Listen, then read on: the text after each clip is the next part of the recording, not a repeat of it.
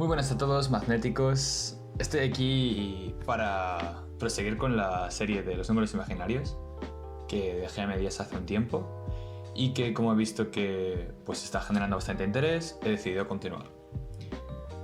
Nos quedamos en el segundo capítulo, en el que íbamos a hablar sobre las propiedades de los números imaginarios. Aquí hace falta introducir un poquito ya la parte más matemática, así que este capítulo puede que sea un poquito más denso que el anterior. Pero, sin lugar a dudas, esto es lo que al final vais a estar utilizando en los exámenes. Por tanto, hay que prestar atención y os recomendaría mucho, sobre todo, tomar apuntes, si no los tenéis ya. Y, bueno, pues al final de la parte, lo que vendría a ser teórica, haremos una especie de práctica.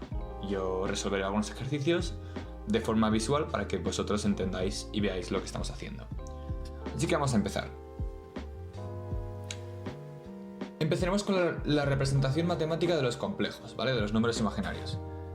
Con los reales lo tenemos muy fácil, ¿vale? Disponemos de la recta real. Como vemos aquí tenemos el menos 1000, el menos 0,025, la raíz de 2, el e elevado a 6. Como vemos, todos estos números, ¿vale? Los clasificamos en el episodio anterior entre números naturales, reales, racionales, fraccionarios. Ya os acordáis, así que no hace falta que repase esto. Pero, como vemos, pues los podemos poner en la recta real, ya que esta recta básicamente contiene todos los números desde el menos infinito, sin incluirlo, hasta el más infinito, sin incluirlo tampoco. Así que sin ningún problema podemos encontrar un punto en esta recta que corresponda al número real que estamos intentando representar. Por ejemplo, pues el e elevado a 6 estaría bastante lejos por aquí, pero habría un punto de la recta en el que lo podríamos poner. ¿Qué pasa? Que con los imaginarios se nos complica un poquito más, ¿vale? Por ejemplo, el menos 5 más 3i, ¿dónde lo pondríamos? Menos 39i, ¿dónde estaría? 1 más 3i por e elevado a 6, ¿dónde lo pondríamos? Yo no sé colocar estos números aquí. No los puedo poner en ningún sitio porque pues esta parte imaginaria no corresponde a la recta real. Así que tendremos que ampliar la recta real, ¿vale? Y esto se llama, lo que os voy a enseñar ahora, el plano complejo. Es esto de aquí, ¿vale? Esto de aquí es un plano. ¿Cómo puedo dibujarlos? Tenéis que imaginar un plano de dos ejes, al igual que dibujamos X y Y, por ejemplo, coordenadas horizontales y verticales, pues aquí tendremos reales y complejos. Los reales están en las coordenadas horizontales y los complejos en las coordenadas verticales. Como podemos ver, nuestro plano va de menos infinito a más infinito, pero también de menos infinito y a más infinito y. Esto es una manera de decir que lo que está en la parte vertical son complejos, lo que está en la parte horizontal son reales y lo que está entre medio son números pues mixtos, ni puramente complejos ni puramente imaginarios, sino complejos tal cual. Por ejemplo, el 3 más 2 raíz de i estaría por aquí, en este punto de aquí. El 1 más 3i por elevado a 6 estaría muy arriba. 0,5 menos 3i estaría por aquí y el menos 69i estaría en el eje de los complejos, porque es un imaginario puro, ¿vale? Ahora hablaremos un poquito más sobre todo esto. Pero como veis, pues es una sencilla extensión de nuestra recta real al plano complejo. Vamos a ver ahora las dos maneras de entender el plano complejo. Hay dos maneras de entender el plano complejo, ¿vale? Una es con coordenadas cartesianas, que es a la que estamos acostumbrados, y la otra es con las coordenadas polares. Hablaremos de las dos en este vídeo. Como no quiero que se alargue demasiado, pues esto os lo explicaré de la forma más sencilla que pueda. Las coordenadas cartesianas son las coordenadas que llevamos usando durante toda la ESO y bachillerato para los que estéis ya en bachillerato, ¿vale? Son coordenadas de X y Y, como las de hundir la flota. Tantas a la derecha, tantas a la izquierda, tantas para arriba, tantas para abajo, ¿vale? Básicamente esto. Si yo defino un vector, por ejemplo, 1, 1, pues será una flecha que vaya desde 0, 0 a 1, 1. Y esto lo hemos trabajado ya muchísimo, así que no hace falta que me enrolle. Luego, coordenadas polares. ¿Qué significan las coordenadas polares? ¿No estamos en el mismo plano? Sí. Las coordenadas polares solo son una manera distinta de representar los números complejos. ¿A qué me refiero a esto? Que si yo tengo un vector aquí, una flecha, que representa un número complejo, en el plano de los polares va a estar en el mismo sitio, ¿vale? Lo único que las coordenadas van a ser distintas, van a ser coordenadas polares. ¿Y qué significan estas coordenadas polares? Las coordenadas polares definen, en vez de decir, por ejemplo, X y Y, es decir, a la derecha y arriba, nos dicen simplemente la longitud del vector y el grado de inclinación del vector. ¿Dónde nos encontramos las coordenadas polares en la vida real? Pues por ejemplo en los radares. En los radares nos los encontramos. No sé si alguna vez habéis ido en algún barco o habéis visto en alguna película cómo funciona el radar de un barco. Pero normalmente tenemos, pues al norte a 300 metros hay un obstáculo. al sud, a 250, hay otro. Estas son coordenadas polares. Nos dicen dirección, es decir, norte, sur, este, oeste, o los grados, ¿vale? Y la distancia. Estas son las polares. Y como veis son muy sencillas. Entonces, vamos a ir ya al grano. Operaciones con complejos, ¿vale? Esto es lo que vamos a tener que saber a nivel escolar, a nivel de lo que nos van a pedir para el examen. Así que voy a cubrirlo todo ahora muy rápido. Vais a ver que es muy sencillo. Aunque aquí hay muchas letras, vais a ver que es muy sencillo. Y luego con los ejemplos va a quedar muy claro, ¿vale? Tenemos W1 y W2, que son números que pertenecen a los complejos, ¿vale? A C. Como vimos ya en el anterior capítulo, esta C de aquí se usa para definir a los complejos. W1 es A más BI y W2 es C más DI. Estos puntitos significa que es la definición, es como crear una variable. Creamos este número para poder usarlo luego. ¿Qué significa A más BI? Pues que tiene de parte real A y de parte compleja B.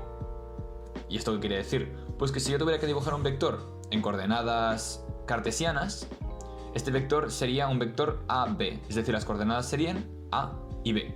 A para las X y B para las Y. Muy fácil, ¿verdad? Pues en este caso, por ejemplo, vemos esta flecha de aquí, más o menos sería de la forma 1 más 4,5i, por ejemplo, porque de la parte horizontal cubre 1, de la parte vertical cubre 4,5. Este de aquí sería más o menos, pues, menos 3,5 más 3,2i, por ejemplo, porque está por aquí, ¿vale? Es muy sencillo, esto es coordenadas de toda la vida, nada distinto a lo que habíamos hecho. Simplemente que a la coordenada de la vertical le ponemos una i latina. Entonces, las sumas. Las sumas son como las sumas de vectores, no hay que preocuparse para nada, ¿vale? W1 más W2 es como sumar A más BI más C más DI, ¿vale? Fijaros que W1 es A más BI y W2 es C más DI. Entonces, lo que haremos es sumar primero la parte real, es decir, las partes que no tienen Is, y luego las partes que sí tienen Is. Entonces, pues fácilmente vemos que la A y la C no tienen Is, por tanto A más C, y la B y la D sí tienen Is, por tanto B más D, que quedan multiplicadas por I. Esto es como una especie de factor común, ¿vale? Y este vector pues estaría en las coordenadas A más C, B más D. Sencillísimo. La resta, pues restando lo mismo que antes, pero en vez de A más C nos queda A menos C y B menos D multiplicado por I, ¿vale? Esto no os preocupéis, que estos son cosas que quiero que os copiéis ahora, que vayáis ni que sea planteándoos en vuestra cabeza, pero que ahora con la parte práctica os va a quedar muy claro.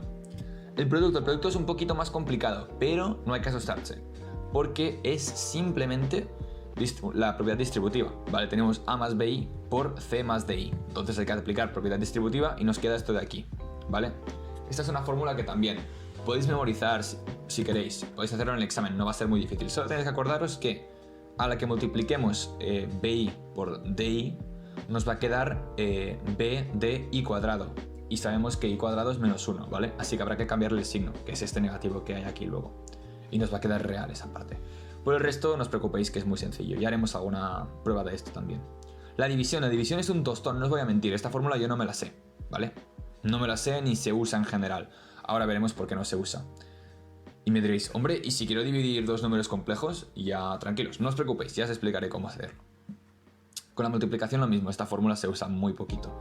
Entonces, pues básicamente la división tiene esta fórmula de aquí. Para conseguirla, ¿qué se ha hecho? Pues dividir A más BI entre C más DI y multiplicar por el conjugado, ¿vale? Esto se arregla, abajo nos quedan todo números reales y por tanto pues no tenemos una i dividiendo y ya queda un poquito más arreglado todo. Es esto de aquí, ¿vale? Os la podéis copiar si queréis, pero ya os digo que no va a ser como de la forma general que vamos a dividir números complejos. Y finalmente hay que hablar del módulo, pero esto ya lo conocíais vosotros. El módulo es el módulo de un vector. Como vemos, pues aquí cogemos la coordenada real y la coordenada imaginaria y pues las elevamos al cuadrado y hacemos la raíz cuadrada. Esto es de toda la vida. Si yo os digo que me digáis el módulo de, por ejemplo, 3 más 4i, vamos a hacer raíz cuadrada de 3 al cuadrado más 4 al cuadrado, que son raíz cuadrada de 25 y por tanto el módulo es 5. Tranquilos que lo practicaremos, pero ya os digo que nada nuevo, ¿vale? Así que no os preocupéis. Vale, operaciones con complejos polares, ¿vale? Wow, las fórmulas son mucho más cortas aquí. Pues sí, son mucho más cortas y son mucho mejores las fórmulas de aquí, ¿vale? Entonces, ¿los polares qué son? Ya os he explicado lo que eran. ¿Cómo se definen? Eso es lo importante. Las polares se definen con un módulo, es decir, con la longitud del vector, que en este caso el W1 es la R es la longitud del vector, y el grado de inclinación, que es lo que pondremos abajo, el número pequeño. En este caso es alfa. yo lo tengo como variable y alfa suele ser la manera en la que representamos ángulos, las variables que representan ángulos, ¿vale? Y en este caso, imaginaros que cada circulito de estos mide 1 de longitud, es decir, 1, mira si aquí está abajo, eso es la longitud, ¿vale?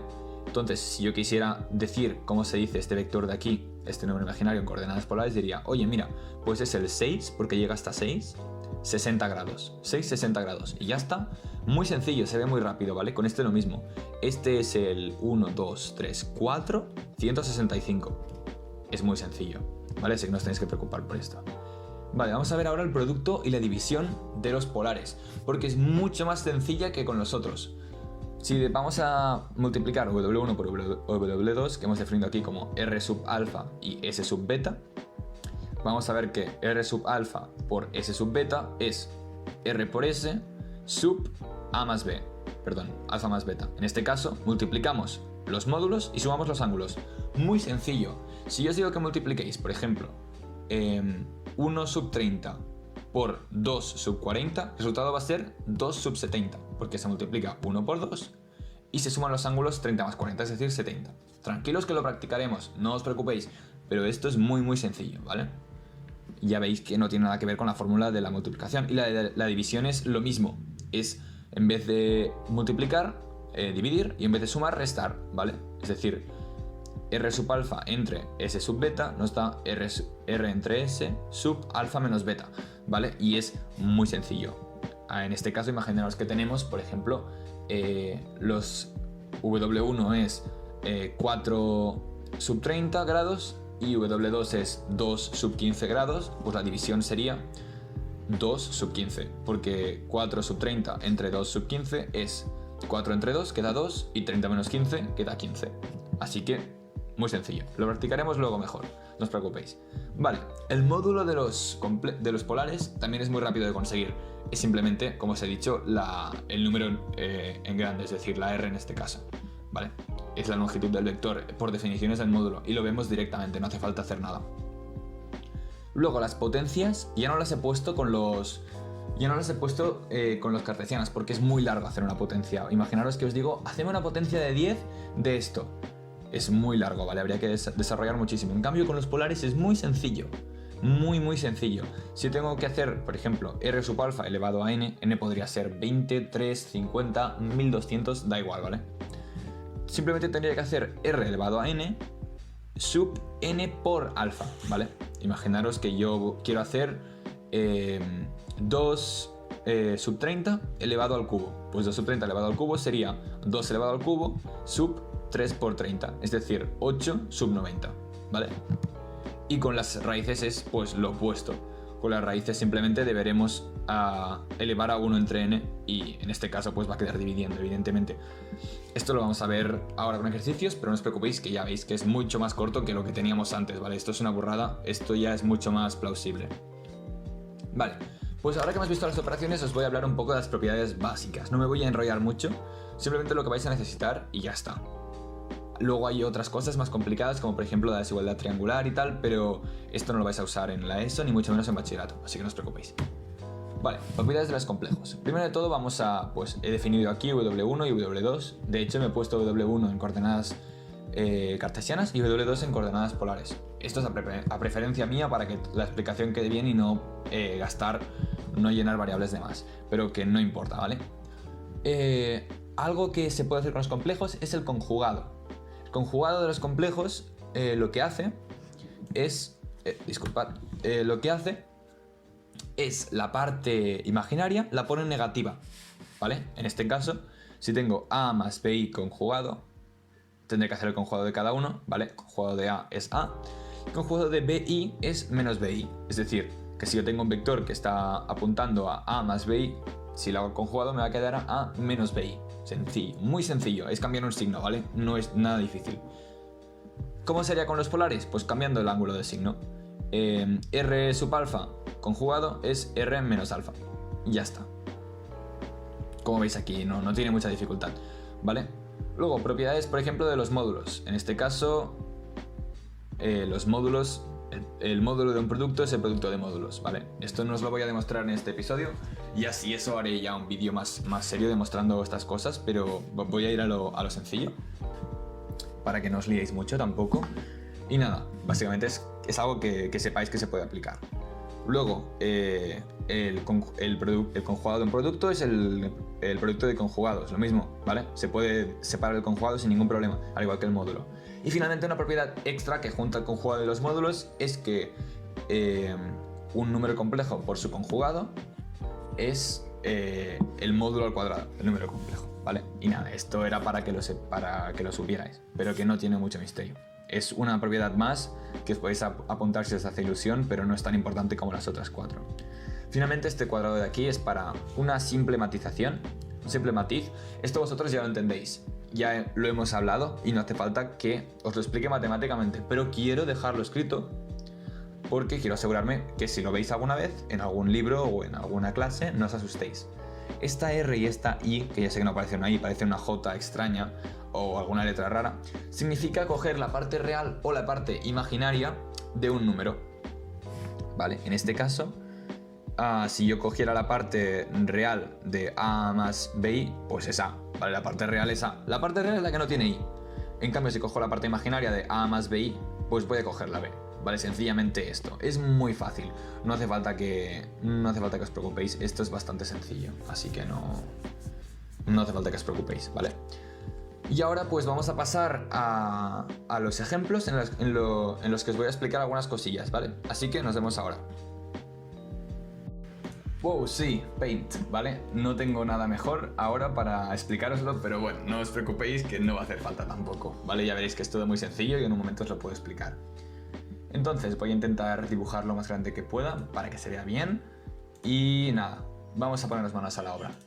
Primero de todo, quiero que veáis pues un par de ejemplos de, por ejemplo, suma y resta de, en este caso, de números imaginarios en coordenadas cartesianas. Vamos a hacer un ejemplo, por ejemplo, 5 más 3i. Esto sería 1. Y esto le voy a sumar 2 menos i, ¿vale? Que es otro número complejo.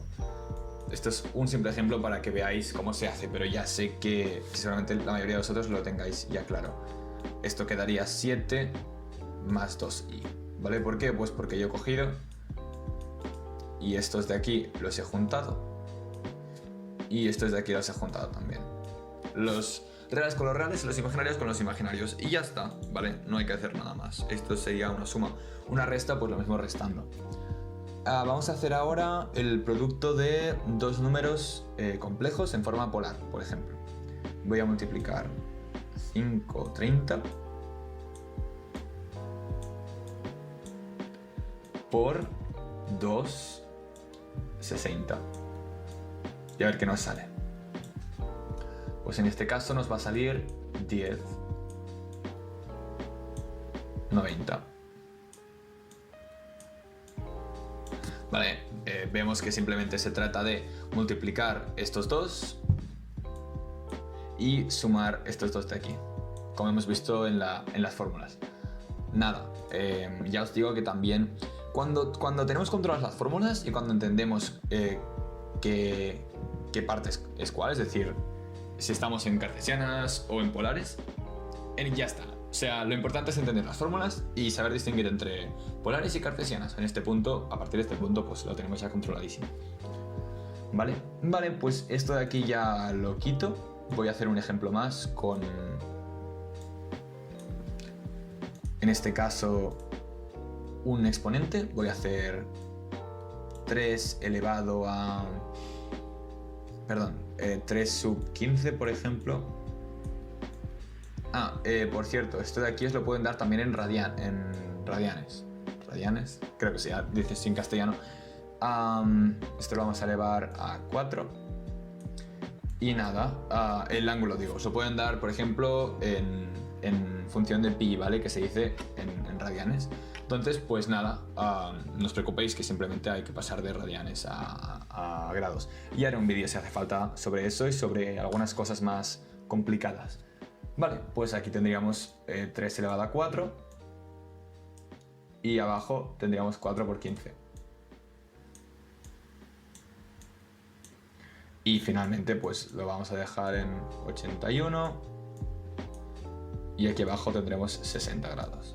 Sencillo y como veis no... Esto parece un 600, 60 grados.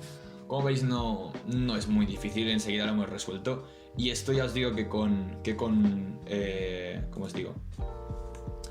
Con el tema de los cartesianas, de las coordenadas cartesianas sería un tostón, ¿eh? Porque por ejemplo, imaginaos que yo ahora quiero hacer la potencia de 10 de este número de aquí.